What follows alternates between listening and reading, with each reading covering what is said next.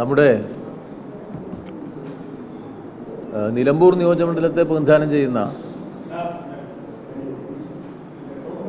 LDF MLA സ്വതന്ത്ര MLA ആണ്. ഇടതുപക്ഷ പിന്തുണയോടുകൂടി ജയിച്ചിട്ടുള്ള MLA ആണ്. നമ്മുടെ പാർലമെൻ്ററി പാർട്ടിയിൽ അംഗവുമാണ്.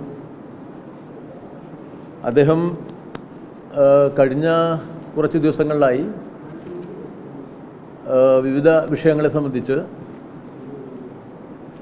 തുടർച്ചയായിട്ട് പത്രസമ്മേളനങ്ങളും പ്രതികരണങ്ങളും നടത്തി വരികയാണ്. ഇത്തരം പ്രസ്താവനകൾക്ക് പുറമെ ഈ വിഷയങ്ങളെല്ലാം അദ്ദേഹം സംസ്ഥാന മുഖ്യമന്ത്രിയെ സഖാവ് പിണറായി വിജയനെ കണ്ട് നിവേദന രൂപത്തിൽ നൽകുകയുണ്ടായി. പാർട്ടിയുടെ സംസ്ഥാന കമ്മിറ്റിക്ക് അതിൻ്റെ കോപ്പിയും നൽകുകയുണ്ടായി. ഈ വിഷയങ്ങളെല്ലാം സംബന്ധിച്ച് ഗവൺമെൻറ്റും പാർട്ടിയും പരിശോധിക്കുകയും ചെയ്തു. അതിൻ്റെ അടിസ്ഥാനത്തിൽ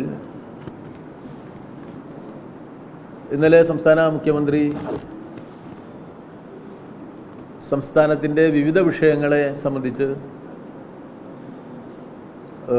പ്രത്യേകിച്ച് വയനാട് ദുരന്ത പശ്ചാത്തലത്തിൽ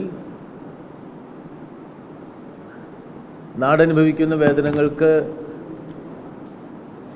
പരിഹാരം കാണുന്നതിൽ ഗവൺമെൻറ് നടത്തുന്ന പ്രവർത്തനങ്ങളെക്കുറിച്ചും മറ്റ് കേരളത്തിലെ ഇന്നത്തെ ആനുകാലിക സാമൂഹ്യ വിഷയങ്ങളെക്കുറിച്ചുമെല്ലാം പ്രതികരിക്കേണ്ടായി.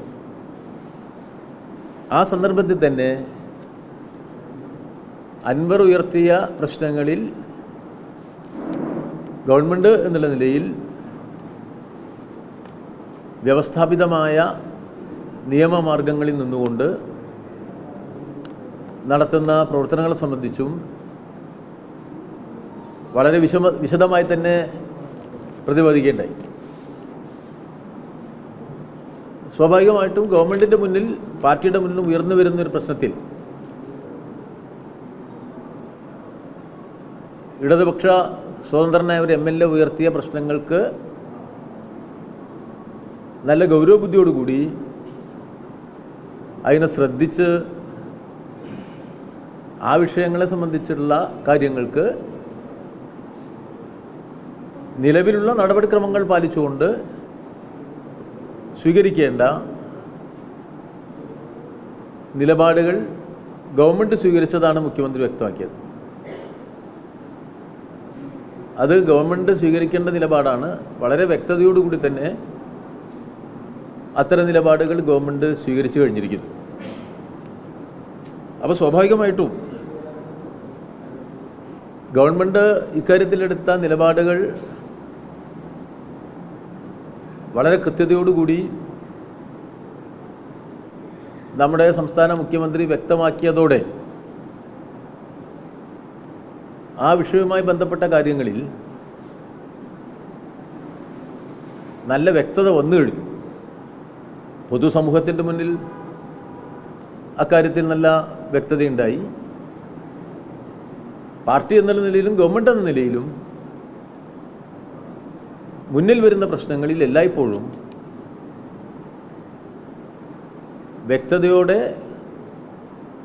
വ്യവസ്ഥാപിതമായ തരത്തിൽ നിലപാട് സ്വീകരിക്കും എന്നുറപ്പായി. ഇപ്പോൾ പാർട്ടിയുടെ മുന്നിലൊരു വിഷയം വന്നാൽ പാർട്ടി അത് പരിശോധിക്കും. ഗവൺമെൻറ്റും സ്വാഭാവികമായിട്ടും ഗവൺമെൻറ് ആകുമ്പോൾ നിയമവ്യവസ്ഥയുടെ കീഴിൽ നിലവിലുള്ള വ്യവസ്ഥാപിത സമീപനം സ്വീകരിച്ചുള്ള നിലപാടുകൾ സ്വീകരിക്കും. ആ നിലയിൽ സ്വീകരിക്കപ്പെട്ട കാര്യങ്ങളാണ് വ്യക്തമാക്കി കഴിഞ്ഞത്. പക്ഷേ അങ്ങനെ കാര്യങ്ങൾ വ്യക്തമാക്കിയതിന് ശേഷവും അൻവർ പ്രതികരണങ്ങളുമായി മുന്നോട്ട് വന്നിരിക്കുകയാണ്. അത് ശരിയായ സമീപനമല്ല.